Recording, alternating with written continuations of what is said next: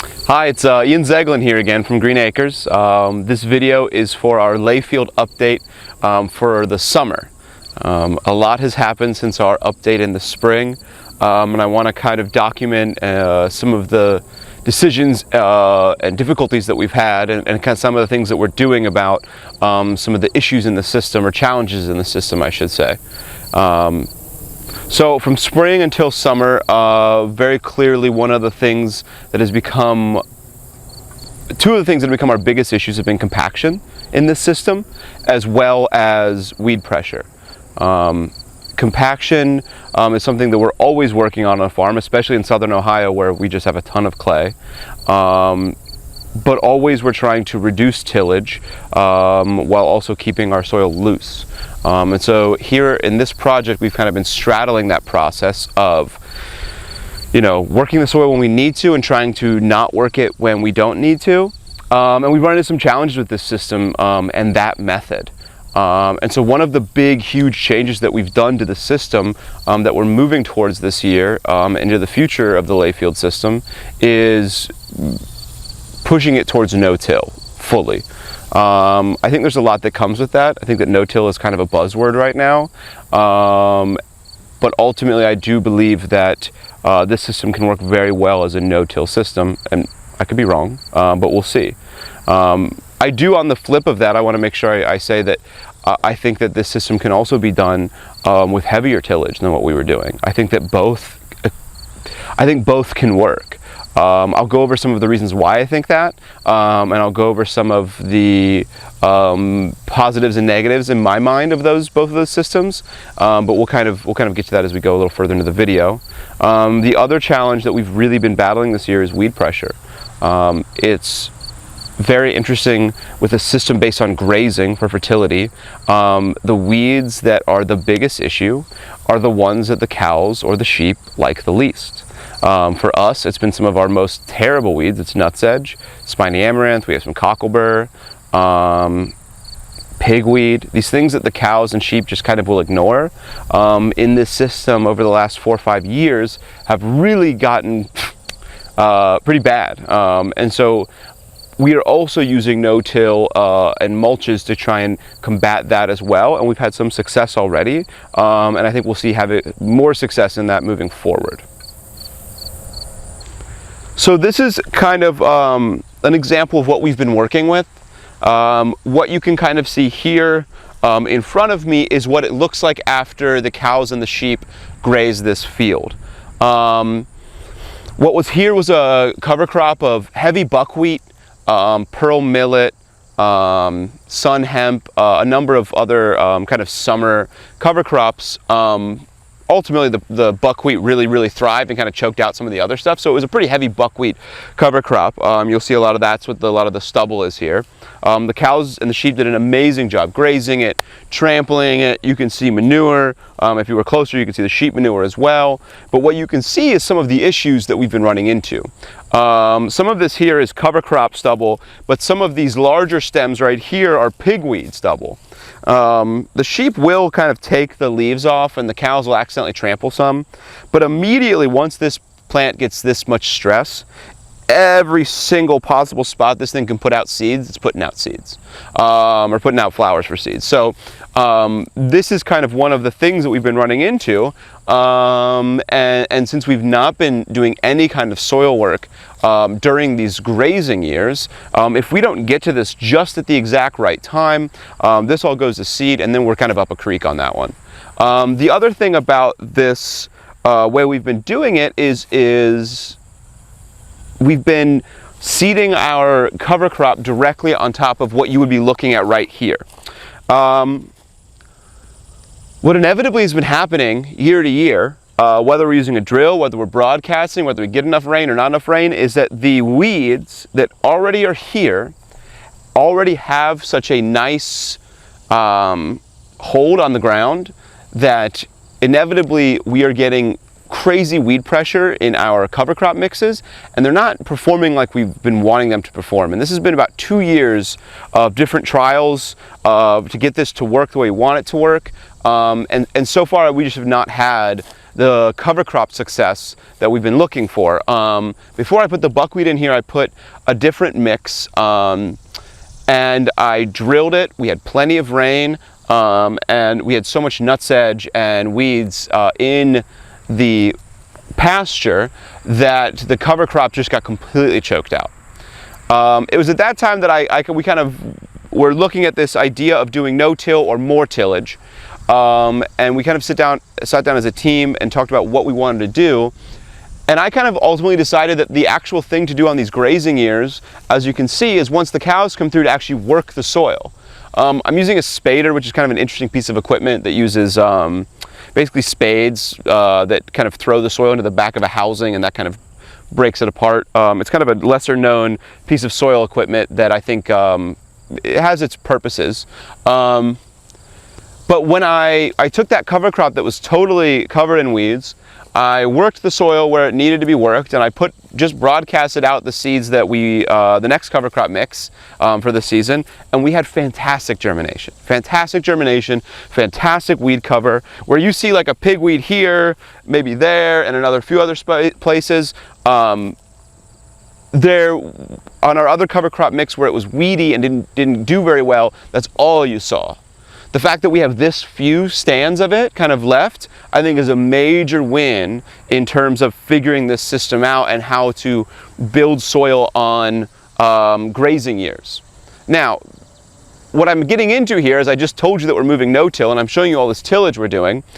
This is where I kind of think that this system can work with tillage. I think that you could do this every season, you know, cover crop graze, work it, cover crop graze, work it, and then move into that area and have probably a lot of success fertility wise. Weed wise, I don't know, that would be something to mess with, but ultimately when we looked at this decision, we do believe that tilling soil over and over again can be detrimental. Not to be dogmatic about it in any way, but I do think that it can be. So when we made the decision whether to go till or no-till, we chose no-till. But that being said, I think one of the biggest issues I've seen in no-till vegetable plot establishment is not loosening the soil before you get into that plot. What we're doing, and I'll show you over here, is kind of what people are calling a no-dig method, which is generally just a heavy compost mulch with some kind of carbon-based pathways. But in this heavy kind of clay soil, I think that if we don't loosen that soil and kind of get it really going before we cap it with that carbon, I think that we'd run into a lot of issues. And so what you're seeing behind me is the cover crop that we had. I'm working it in and going to get our winter cover crop here. And then next year when we move it into this plot, we will kind of build raised beds, have this nice loose soil that we've been working. We'll cap it with compost and carbon pathways, and then we'll never work it again.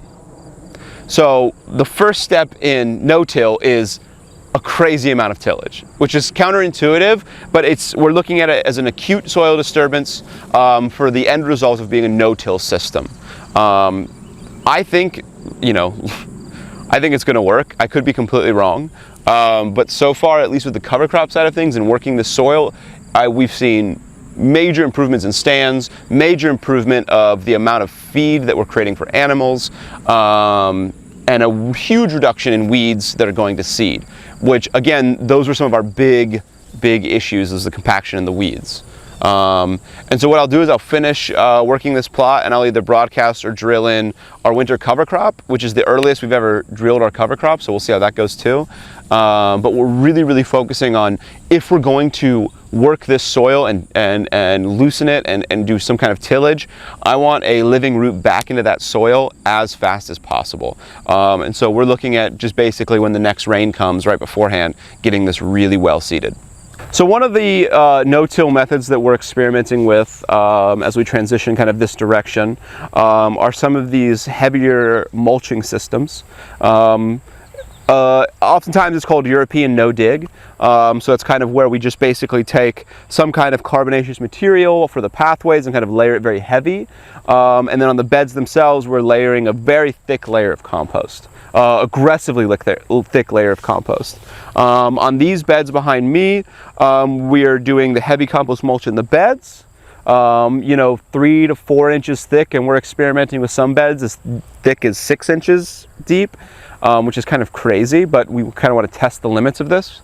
And then on these beds, particularly, we have wood chip pathways.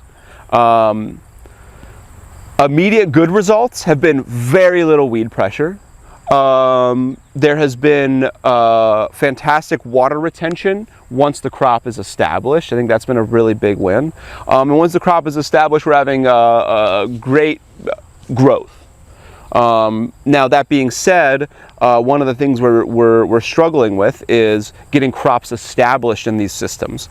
We've had a very dry summer here in Cincinnati, and one of the issues is direct seeding. That compost layer dries out so much faster than soil does. And so getting the right amount of water at the right time consistently is a really big issue. On the backside of this field, we have really subpar irrigation as well. So you can't kind of see it too much in the shot, but there's a number of spotty beds, which is, just part of the learning curve of this system. The second kind of issue with this so far has been the actual moving of the material. Getting this much compost down and this many wood chips took us, with a handful of people, almost 2 days of work fully to do a 50 by 100 block with 24 beds. Since then, we've kind of learned a couple things. One is that the most efficient thing we've found for spreading this material is putting 3 wheelbarrows side by side and having a tractor scoop or a skid steer just drop the compost into that, and then having people walk it out and pour it onto the beds, and having one person kind of rake it out. We've been able to do now, from taking 2 days to finish a block, we've been able to do a block in about 5 or 6 hours now using that method. And so that was a big, major improvement on the system. But yeah, we're still kind of trialing it and seeing how we feel about it. I'm really excited about it, but I'm very curious of what the animal impact will be on these kind of beds.